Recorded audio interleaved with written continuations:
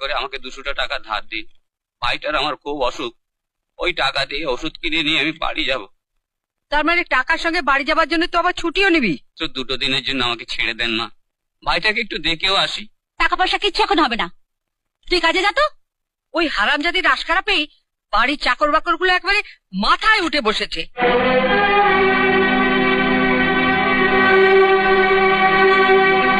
মা, আলমারির চাবিটা দিন তো, টাকা বের করবো। এখন আবার টাকা দিয়ে কি করবে? হরিকে দেব, ওর ভাইয়ের ওষুধ কিনে নিয়ে যাবে। আমি তো হরিকে বারণ করে দিয়েছি।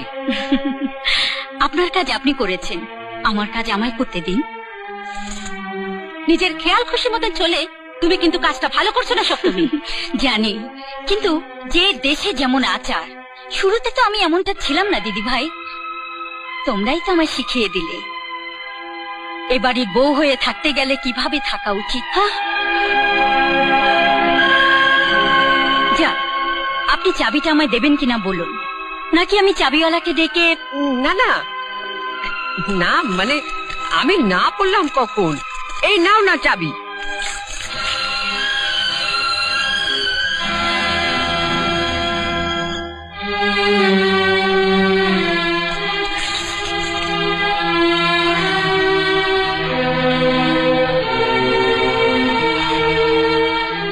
এই টাকাগুলো তুমি রাখো হরিদা।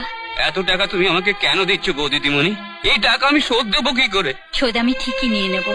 তুমি যখন এই টাকায় ওষুধ কিনে ভাইটাকে ভালো করে তুলবে, তখন তোমার আনন্দের চোখের জলের মধ্যে আমি মিশে থাকবো।